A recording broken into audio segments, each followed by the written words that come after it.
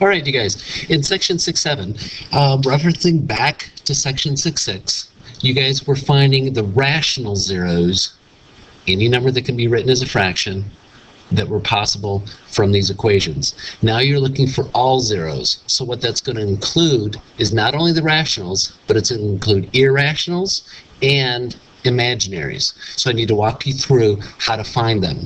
First thing is looking at the degree. The degree will tell you how many zeros you're going to be looking at, and that's a combination of real and imaginary zeros. It's your total zeros. Okay?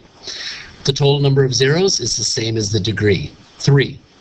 Now looking at the graph, if they are x-intercepts, they are real. X-intercepts equal real zeros. All right? So looking at it, 1, 2, 3, I have 3 real zeros. Since the degree is 3, and I can see 3 real zeros, then I know I don't have any imaginaries. So back up to this, I said your total zeros are the combination of your real zeros and your imaginary zeros. That's the total number of zeros. They're a combination of your real, and that's the shorthand notation for real, and imaginary zeros. They have to add, the quantity of them have to add up to be this number. Since I can see 3 x-intercepts, and x-intercepts are real zeros, then I have 3 real zeros, no imaginaries. List the possible rational zeros. So that's back to what we've been doing. Plus or minus 1, 2, whoops, 2's not 1. Good grief, who's writing these? Jiminy Christmas. All right, plus or minus 1, plus or minus 3, plus or minus 5, plus or minus 15 over plus or minus 1 and 2. Now, yes, again, you're supposed to go and make a list of them. Plus or minus 1, 2, 2, I did it again. Jeez. 3, 5, 15, and then a half, 3 halves, 5 halves, 15 halves. So plus or minus a half, 3 halves, whoops, forgot the plus and the minus.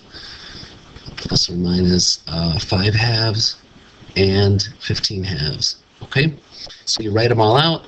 Then what are the actual ones from the list? That's again where this will come into play. So it looks like 3, and 3's in the list. Negative 1 and negative 3. That would be the actual zeros. This is the list of possible zeros. Okay. Number of irrational zeros, there are none, because all of the zeros that showed up, so are there any ones that are square roots? No, because everything on this list showed up there. So there are none. There's 0. Okay, there are none. Number of factors, there are going to be 3 factors because there are 3 zeros. Okay, we'll talk more about irrational ones in a minute. Okay. I guess going back, what I did here is I showed you that these things actually work. Okay? Wait. Oh. Okay, hold on. Someone can't read this picture very well. 3, negative 1, 1, 2, 2.5, negative 2.5. Good gravy. You guys are probably getting mad at me because I can't even read my own work. Okay, the degree, 3. I guess that's what I get for trying to rush through this video. Okay, total number of zeros is going to be 3. Again, that's a combination of all the real zeros that you're going to have and any imaginary. And reals are made up of rational numbers and irrational numbers, where imaginaries are just imaginaries. Okay. Total number of real zeros. Well, there's 1, 2, 3 x-intercepts, and your x-intercepts equal real zeros. And again, the real is made up of rational and irrational zeros. Okay? I see 3, so that means there's going to be 3 real zeros.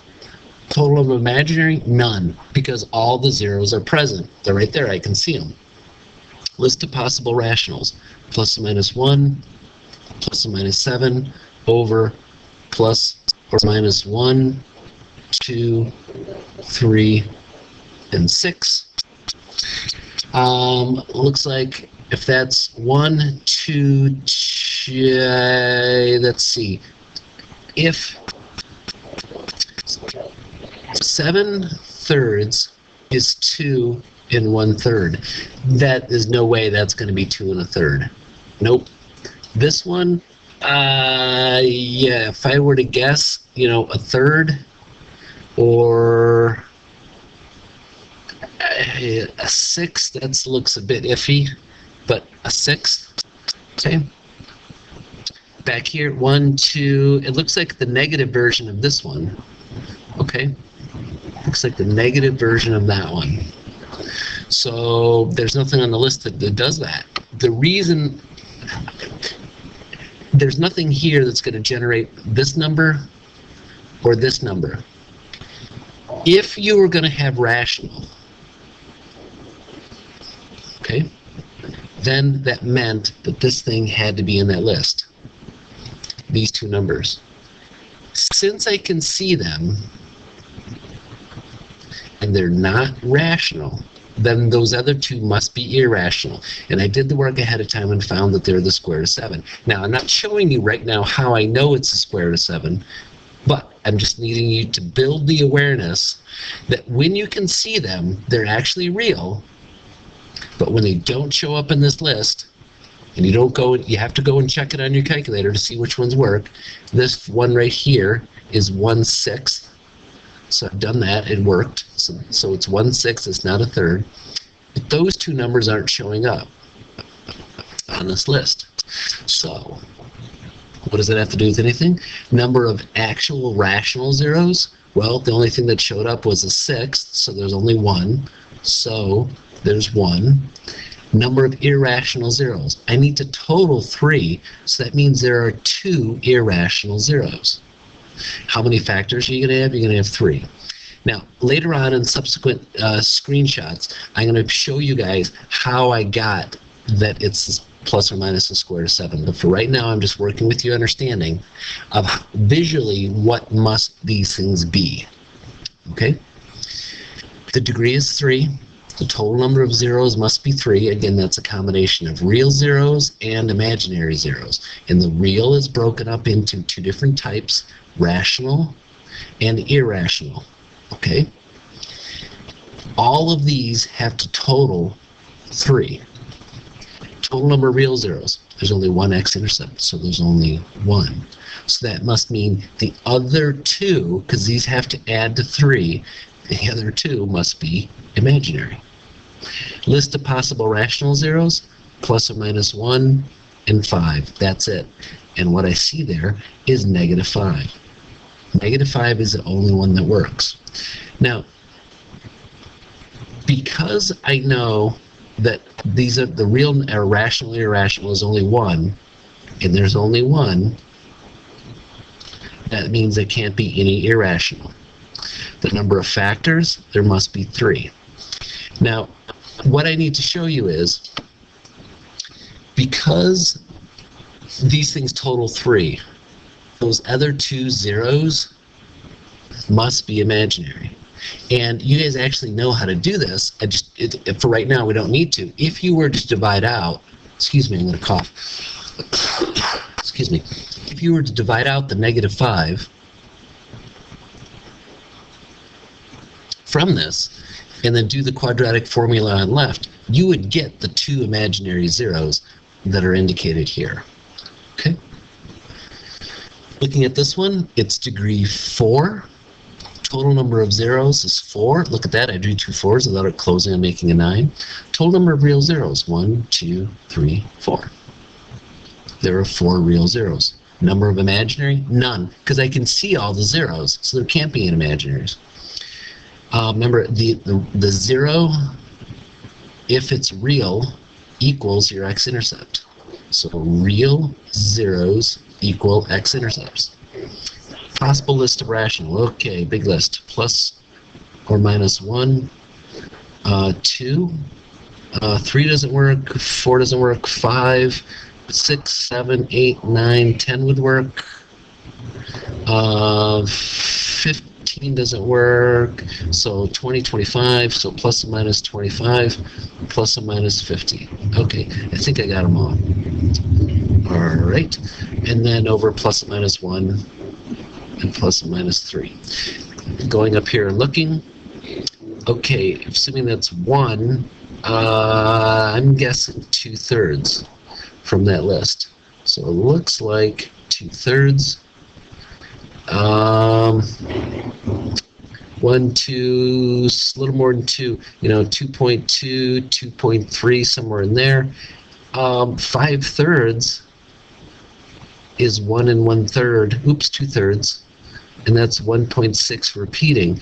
I'm not finding this one. Likewise, I'm not finding that one either. That's 3 1/3. 10/3 is 3 1/3. So that's not working either. And then this one is -5. So -5 and 2/3 are the rational zeros. And you'd have to check that on your table to make sure they actually give you 0. But again, I can't interact with it here, so we're just going to take on faith that the thing actually worked. So -5 and 2/3 actually worked. So that means these other two must be irrational. They have to be irrational zeros. And how many of them do they have to be? 2, because I only found 2 rational ones. Now, right now we don't need to go and find them, but how would you? You would divide out, say, -5, get an answer, divide out 2/3, get an answer, and then do the quadratic formula on that, and it will provide you the other 2 zeros. How many factors are there going to be? There's going to be 4, because that's the degree. Okay, this one, the degree is 4. Total number of zeros, there are a total of 4 zeros. And remember, the total zeros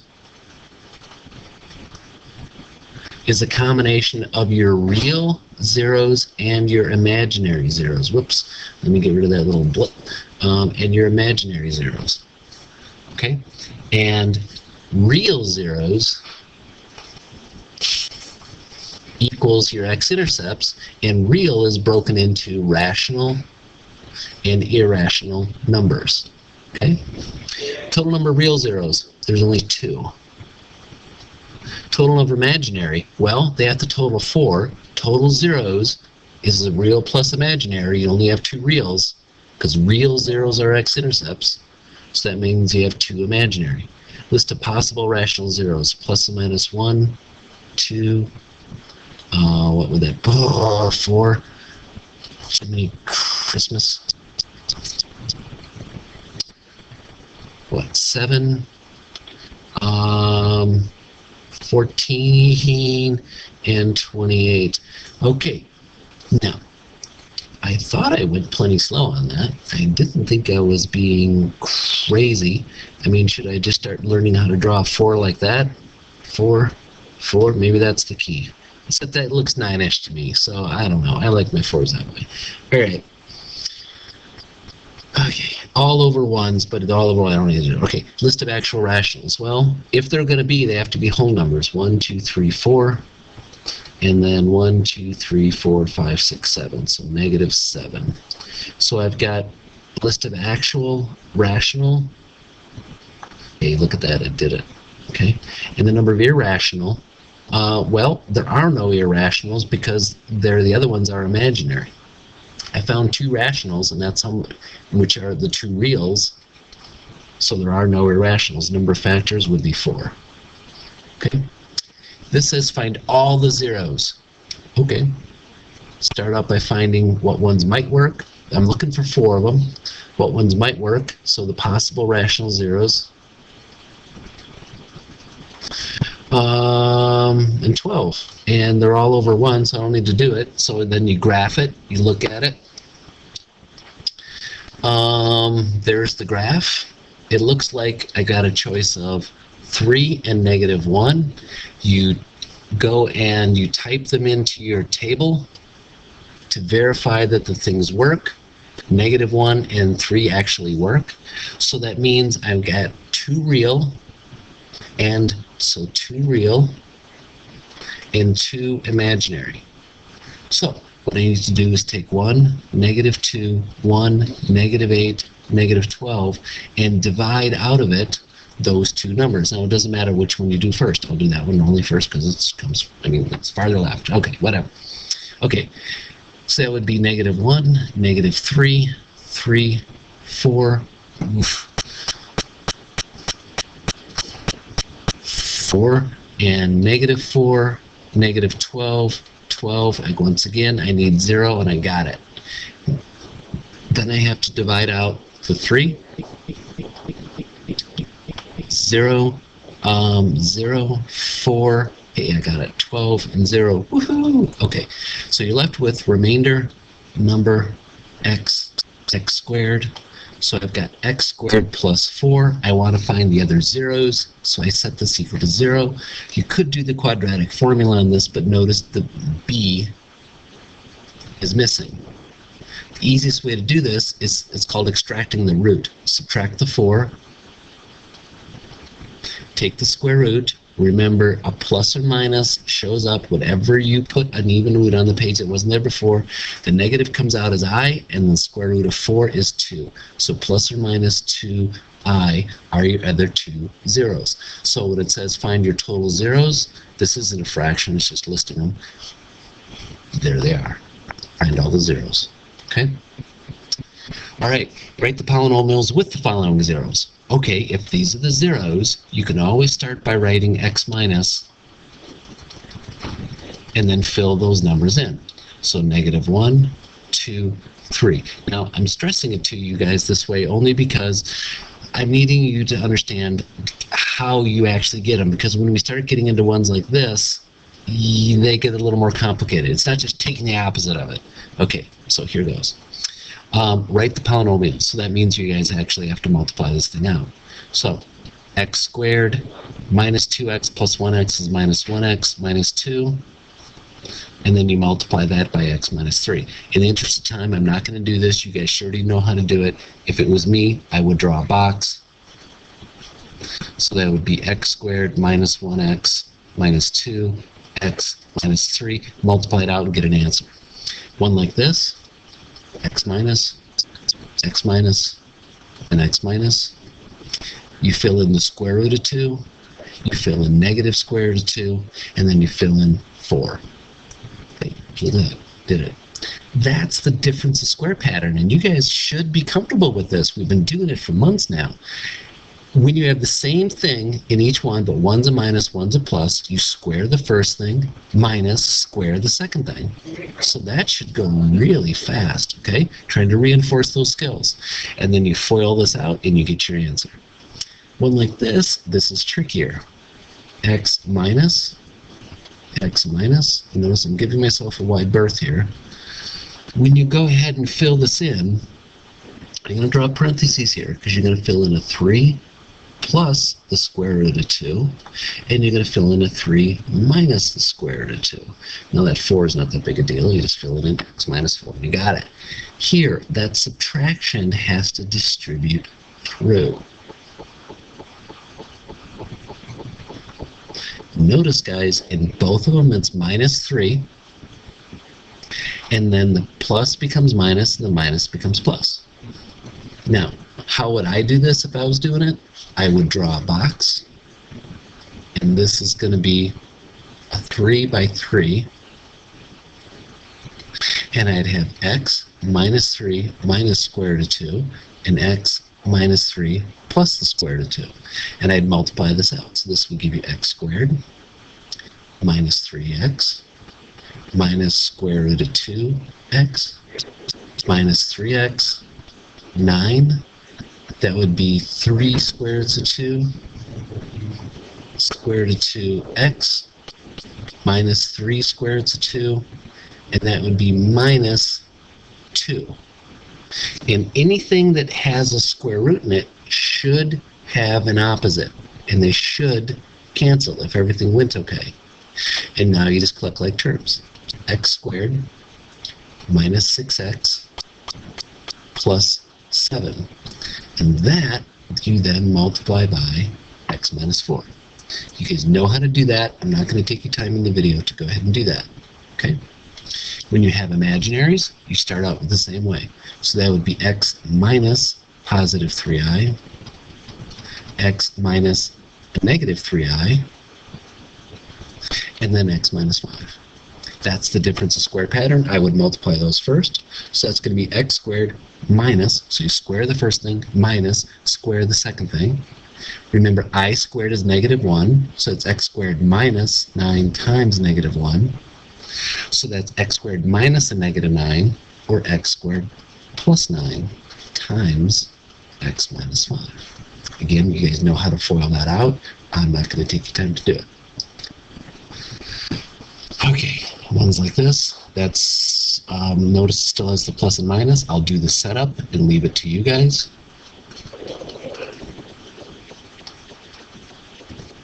And I'm just being really thorough when I write it. 2 plus 3i and 2 minus 3i, so that when you take those parentheses off,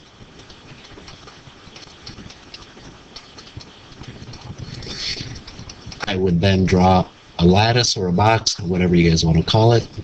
It's 3 by 3. And then I would fill this stuff in and multiply it out, collect like terms, get an answer, multiply it by that. What gets a little tricky here on these ones now, rational zeros, you aren't going to have conjugate pairs. Imaginary and irrationals, you will have conjugate pairs. So though they only list one of these, because you have a 5i, you automatically know you're going to have a negative 5i. You will always have its conjugate pair, even though they may not list it. We'll talk more about why you will always have a conjugate pair later. I think once you guys are used to and get comfortable with this, especially on the previous screens, when you're actually finding the zeros and you guys start to have believability that you always have a conjugate pair, then it's easier to explain why you have a conjugate pair. So when you go to set these up, just understand that if they only list one, for irrational or imaginary, you have to have its conjugate pair. Okay? Again, I'd multiply those out first. X squared minus 25i squared. So that becomes x squared plus 25. Multiply that by the x minus 3, and you've got it. Okay, same thing's going to happen here, just like up there. The only real discussion was just be aware you have its conjugate pair. Okay? And that's it.